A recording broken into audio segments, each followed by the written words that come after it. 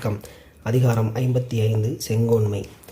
இந்த அதிகாரத்தில் 10 குறள்களையுமே என்ன சொல்லியிருப்பாங்கன்னா, ஒரு அரசன் எப்படி ஆட்சி செய்ய வேண்டும் நடுநிலைமையோடு, அந்த மக்களிடம் நடுநிலையோடு அவன் ஆட்சி செய்வதால் அவனுக்கு ஏற்படுகின்ற நன்மைகள், அவ்வாறு ஆட்சி செய்யாமல் இருப்பதால், நடுநிலைமை தவறி ஆட்சி செய்யாமல் இருப்பதால் அவனுக்கு ஏற்படக்கூடிய தீமைகள், அப்புறம் மக்களிடம் இருக்கக்கூடிய குறைகளை எவ்வாறு கண்டறிந்து அதற்கு எப்படி தண்டனை தர வேண்டும், இப்படின்னு 10 குறளில் இந்த அதிகாரம் மூலமையாக ரொம்ப அழகாக சொல்லியிருக்காங்க. ஒரு அரசனுக்கான விஷயங்களாக. இப்போ நம்ம ஆட்சியாளர்களுக்கான விஷயங்களாக இதை பொதுவாக எடுத்துக்கலாம். எப்படி ஆட்சி செய்ய வேண்டும் ஒருத்தவங்க அப்படின்னு நம்ம எடுத்து பொதுப்படையாகவும் பார்த்துக்கலாம். அதை தான் நம்ம ஒவ்வொரு குறளையும் பார்க்க போகிறோம். இந்த அதிகாரம் முழுமையாகவே ரொம்ப அழகாக 10 குறள்களில் அரசனுக்கான என்னென்ன மாதிரியான விஷயங்களை அவன் செய்யணும், எப்படி ஆட்சி செய்யணுன்றதை தெளிவாக சொல்லியிருக்காங்க. வாங்க ஒவ்வொன்றா பார்க்கலாம். குறள் எண் 541. ஓர்ந்து கண்ணோடாது இறை புரிந்து யார் மாட்டும் தேர்ந்து செய்வதே முறை. இந்த குறள் என்ன சொல்ல வர்றாங்கன்னு பார்க்கலாம்.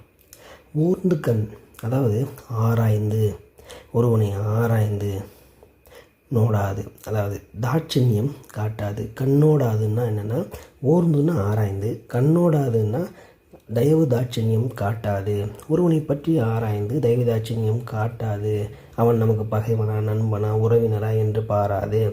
இறை புரிந்து அரசாட்சி புரிபவன் ஒருவன் யார் மாட்டும் யாரிடத்திலுமே தேர்ந்து செய்வதே முறை. அதாவது அப்படிப்பட்ட எந்த விதமான வித்தியாசம் எதுவும் பார்க்காம தேர்ந்து, இந்த இடத்துல தேர்ந்துன்னு என்னென்னா, ஒரு நீதிநெறி நூல்களை ஆராய்ந்து அந்த நூல்களில் என்ன கூறப்பட்டுள்ளதோ அதனை செய்வதே முறை. அப்படின்னா நீதி, அதுதான் சிறந்த அரசாட்சி அப்படின்னு சொல்கிறாங்க. அதாவது நம்ம கிறிஸ்துவ என்ன புரிஞ்சுக்கலாம் அப்படின்னா, அந்த குறள்லேருந்து, அதாவது ஒருவன் என்ன செய்தான், எப்படி எதற்காக அந்த விஷயத்தை செய்தான் என்பதை ஆராய்ந்து தெய்வதாட்சணியம் காட்டாது, நண்பனோ பகைவனோ உறவினரோ என்று பாராமல் ஆட்சி புரிந்து அதற்கான அவன் என்ன செய்தானோ குற்றம், அதற்கான தண்டனையையும் நூல்களை எல்லாம் ஆராய்ந்து அதில் என்ன கூறியதோ அதன்படி நடுவு நிலைமை தவறாது நின்று எவன் ஒருவன் ஆட்சி செய்கிறானோ அதுவே சிறந்த ஆட்சி முறை அப்படின்னு ரொம்ப அழகாக திருவள்ளுவர் அவங்க இந்த குறளில் சொல்லியிருக்காங்க.